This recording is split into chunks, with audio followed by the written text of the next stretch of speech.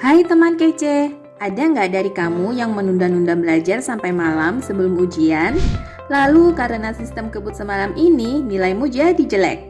Nah, kalau pernah seperti ini artinya kamu perlu mengembangkan yang namanya sikap mandiri nih. Pelajar mandiri adalah pelajar yang bertanggung jawab atas usaha dan hasil belajarnya sendiri. Kalau nilaimu bagus, kamu boleh berbangga karena hasil belajarmu berbuah baik. Tapi kalau nilaimu jelek, kamu tidak lantas jadi stres. Kamu pikir-pikir sendiri, kenapa ya nilaiku jelek? Apakah karena kurang usaha atau sudah usaha tapi masih belum paham juga? Nah, lalu dari situ kamu buat rencana sendiri supaya nilaimu lebih baik lagi. Misalnya kamu buat jadwal belajar dan kata-kata motivasi untuk dirimu sendiri. Atau cari teman belajar yang bisa saling menyemangati, atau bisa juga cari bantuan belajar online. Kalau masih belum berhasil juga, kamu coba cara lain supaya target belajarmu bisa tercapai. Minta bantuan dari orang tua dan guru tentu saja boleh, tapi nggak perlu sampai ada suruhan atau peringatan dari mereka supaya kamu mulai berusaha.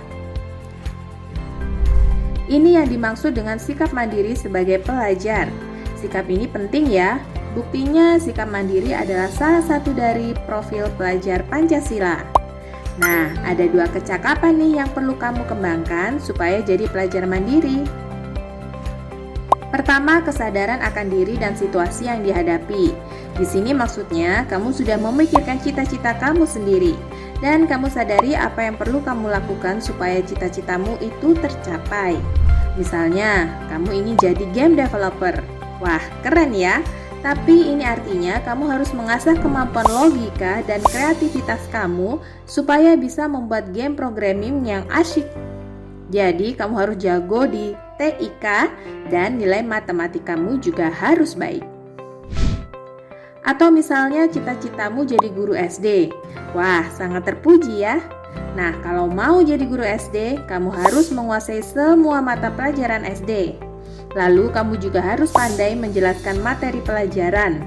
Dengan tahu hal-hal ini, kegiatan belajarmu jadi berarti karena kamu sadar kalau usahamu itu ada tujuannya. Kedua, regulasi diri. Setelah kamu tahu cita-citamu dan apa yang perlu kamu kuasai, kamu perlu bisa mengatur diri agar selalu berada di jalur yang benar. Ini artinya kamu punya kebiasaan membuat rencana belajar, melaksanakannya, dan meninjau ulang hasil belajarmu. Lalu kalau kamu mengalami kegagalan atau ada perubahan di diri kamu atau keluargamu, maka kamu tetap tenang. Kamu sesuaikan lagi rencanamu sesuai dengan keadaan saat itu.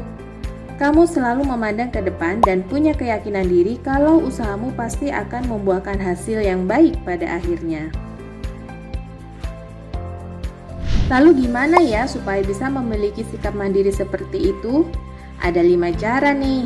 Pertama, punyai cita-cita dan keyakinan diri untuk berusaha mencapainya.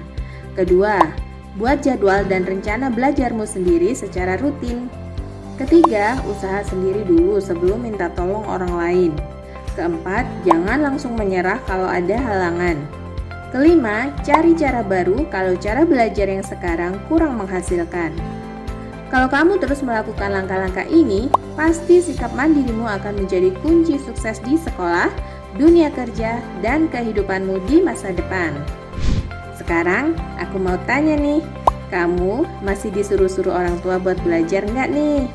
Jawab ya di kolom komentar. Kejar cita, kejar ilmu, raih cita.